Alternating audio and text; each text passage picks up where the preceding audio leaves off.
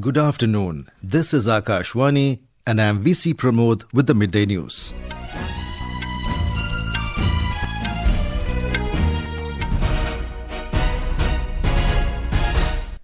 The headlines.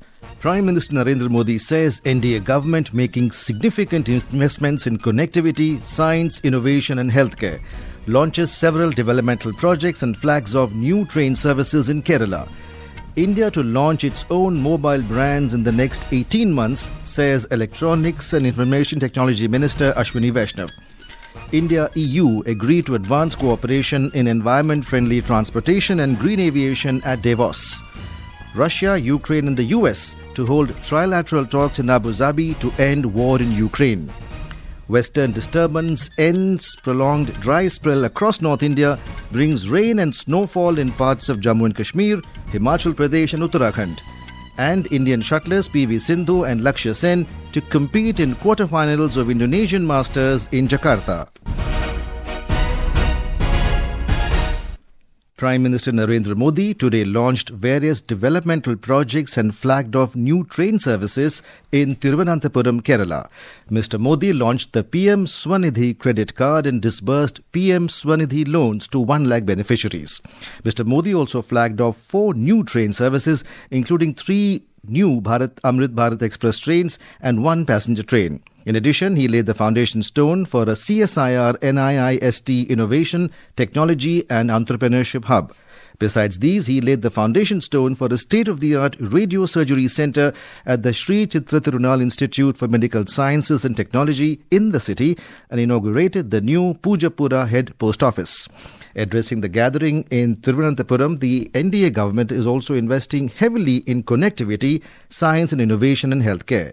PM Modi said the entire nation is working cohesively towards the aim of Vikasit Bharat and that cities have a big role to play in Vikasit Bharat. He added that the central government has been investing a lot on urban infrastructure since the last 11 years. Kerala के विकास के लिए केंद्र सरकार के प्रयासों को नई गति मिली है। आज से केरला में रेल कनेक्टिविटी और सशक्त हुई है। तिरुवनंतपुरम को देश का बड़ा स्टार्टअप हब बनाने के लिए पहल हुई है। आज PM Svanidhi credit card launch किया गया है। इससे देश भर के रेहड़ी, ठेले, फुटपाथ पर काम करने वाले साथियों को लाभ होगा. Referring to the reforms in income tax rates, the Prime Minister said that the middle-class people in Kerala also got benefits of income tax exemption. The central government is making tremendous efforts to providing banking services to the grassroots level. This helped them to get bank loans very easily. गरीब परिवारों का बिजली का bill बचे, इसके लिए PM Surya Ghar मुफ्त बिजली योजना शुरू की गई है. गरीबों को आयुष्मान भारत से 5 लाख रुपए का फ्री हेल्थ ट्रीटमेंट मिल रहा है. नारी शक्ति की स्वास्थ्य सुरक्षा के लिए मातृ वंदना योजना जैसी स्कीम बनाई गई है. Later, Prime Minister Modi addressed the BJP workers at a public meeting in Thiruvananthapuram, saying the BJP victory in the Thiruvananthapuram Municipal Corporation elections marked the end of decades of neglect by the Left Democratic Party, LDF, the United Democratic Front, UDF, and the beginning of a new era of development and good governance. Kerala में दोनों की मिली भगत है. 5 साल तुम बैठो, फिर 5 साल हम आएंगे. न हम तुम्हें परेशान करेंगे, न तुम हमें परेशान करोगे.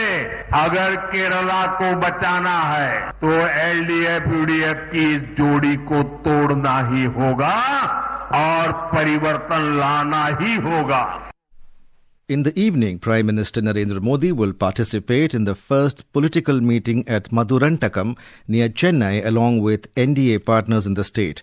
With assembly elections fast approaching in Tamil Nadu, this meeting will lay the foundation for the electioneering campaign with a single voice echoing the removal of DMK, which is anti-people and anti-development.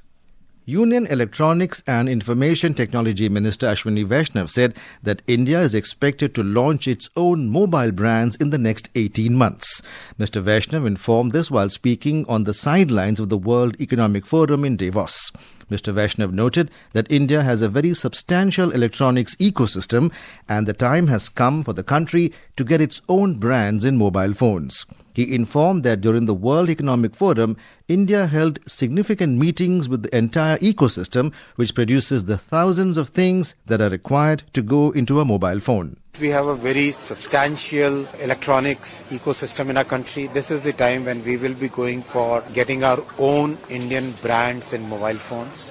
We have done all the homework that is required to be done. Today and yesterday we had significant meetings with the entire ecosystem which produces the thousands of things that are required to go into a mobile phone, and it's a very satisfying progress. Very soon, maybe another 1 year from now or maybe max 18 months from now, we should have our own Indian brands coming out. India and the European Union agreed on advancing EU-India engagement in the transport ecosystem.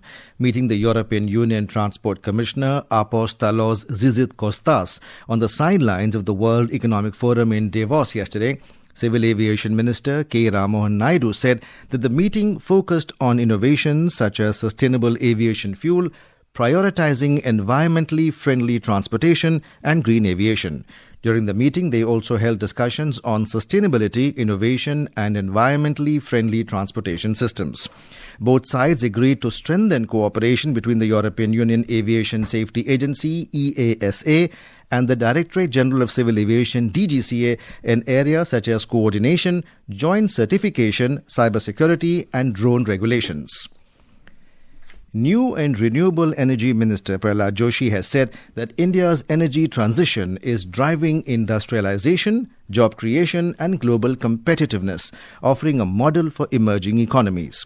Addressing a high-level session on energy, the great funding gap at the World Economic Forum in Davos, the minister said that under the leadership of Prime Minister Narendra Modi, India has transformed clean energy into a people-centric development movement while strengthening energy security and reducing power costs. 267 gigawatt we have already reached as far as renewables are concerned. Means more than 52% of the energy mix is from the renewable now. We are having the manufacturing capacity of 144 gigawatt of module manufacturing, 27 gigawatt of cell manufacturing, which is going to shortly reach 50 gigawatt.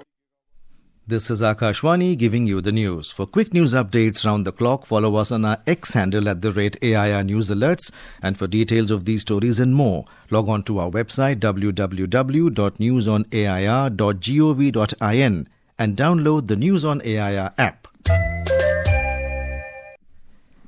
Ukrainian President Volodymyr Zelensky has announced that Ukraine, the United States and Russia are going to hold a trilateral meeting in UAE today and tomorrow. This marks the first time since the 2022 conflict that delegations from all these three nations will meet together to discuss ending the war. Zelensky shared the news at the World Economic Forum in Davos following a meeting with US President Donald Trump. Yes, American team will go to Moscow. Yes, they waited for our meeting with President Trump, and my team will meet American team, and I think that it will be the first trilateral meeting in Emirates. It will be tomorrow and the day after tomorrow, 2 days meetings. I think this is good that we will find some. Russians have to be ready for compromises because, everybody has to be ready, not only Ukraine. We will see what the result will be. Russian President Vladimir Putin met U.S. Special Presidential Envoy Steve Witkoff and businessman Jared Kushner in Moscow ahead of the trilateral meet. Kremlin aide Yuri Ushakov told reporters that the talks were extremely substantive, constructive, frank and based on trust. The talks focused on the Ukrainian settlement, which lasted about 4 hours. US President Donald Trump has said that Iran is under close watch and a massive fleet is heading towards the Gulf region. Trump told media persons on board Air Force One that if Iran is going to hang people, they will be hit harder than ever. The US President said they have a big flotilla going in that direction and they will see what happens.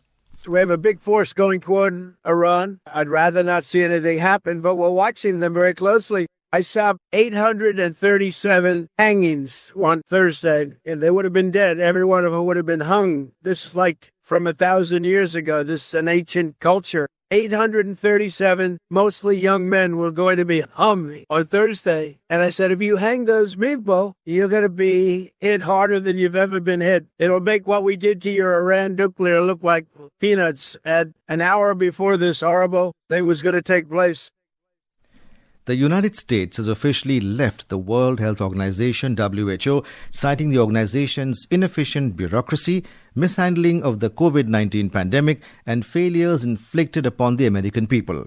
In a joint statement issued by U.S. Secretary of State Marco Rubio and Health Secretary Robert Kennedy, it was mentioned that going forward, the U.S. engagement with the WHO will be limited strictly to effectuate its withdrawal. The statement further said all U.S. funding and staffing of WHO initiatives has ceased. The termination comes as earlier in January, U.S. President Donald Trump signed a memorandum directing the withdrawal of the United States from international organizations, conventions, and treaties that are contrary to the interests of the U.S. Back home, after a prolonged dry spell, the western disturbance has triggered a widespread rainfall and heavy snowfall in Jammu and Kashmir, Ladakh, Himachal Pradesh and Uttarakhand. According to the India Meteorological Department (IMD), an intense system is currently influencing the western Himalayan region and adjoining areas. The plains of northwest India, including Punjab, Haryana, Rajasthan, Uttar Pradesh, Delhi and the National Capital Region (NCR), also received light to moderate rainfall accompanied by thunderstorms and lightning. In Himachal Pradesh, heavy snowfall in the higher and mid-hill regions of Himachal Pradesh and intermittent rainfall in the plains are continuing.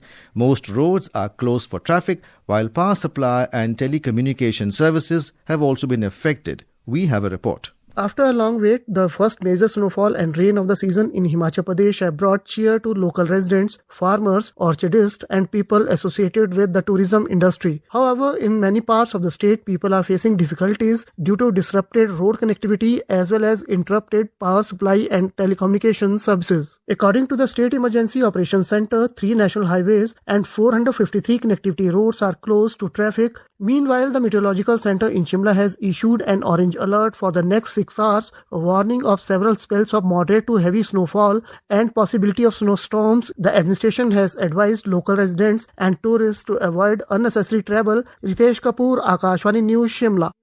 In Jammu and Kashmir, the latest western disturbance brought much relief in Kashmir region, with the first major snowfall across the region ending ongoing dry spell.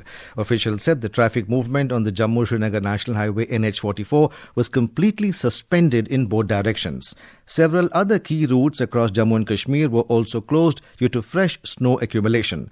The Met Department has also forecast widespread rain and snowfall across Jammu and Kashmir over the next few days. A full dress rehearsal of the Republic Day parade took place on Kartavya Path in the national capital today. The rehearsal showcased India's rich heritage, military prowess and cultural diversity at Kartavya Path. As the nation gears up for the big day, the rehearsal offered a captivating preview of the celebrations to come. Different marching contingents of the armed forces and tableau from different states presented glimpses of diverse strengths and cultural inclusiveness. In badminton, top Indian shuttlers PV Sindhu and Lakshya will compete in the quarterfinals of the Indonesian Masters in Jakarta today. In women's singles, PV Sindhu will take on China's Chen Yufei, while in men's singles, Lakshya will be up against Panit Chapon Thirathratsukul of Thailand. In cricket, India will face New Zealand in the second match of the 5-match T20 International Series at the Shahid Veer Narayan Singh International Stadium in Raipur today. The match will start at 7 p.m. Led by captain Suryakumar Yadav, India currently leads the series 1-0 after a strong 48-run win in the opening match. And now, before we end the bulletin, the headlines once again. Prime Minister Narendra Modi says NDA government making significant investments in connectivity, science, innovation and healthcare. Launches several developmental projects and flags off new train services in Kerala. India to launch its own mobile brands in the next 18 months, says Electronics and IT Minister Ashwini Vaishnaw. India-EU agree to advance cooperation in environment-friendly transportation and green aviation at Davos. Russia, Ukraine and the US to hold trilateral talks in Abu Dhabi to end war in Ukraine. Western disturbance ends, prolonged dry spell across North India brings rain and snowfall in parts of Jammu and Kashmir, Himachal Pradesh and Uttarakhand. And Indian shuttlers PV Sindhu and Lakshya to compete in quarterfinals of the Indonesian Masters in Jakarta. And with that, we end the Midday News.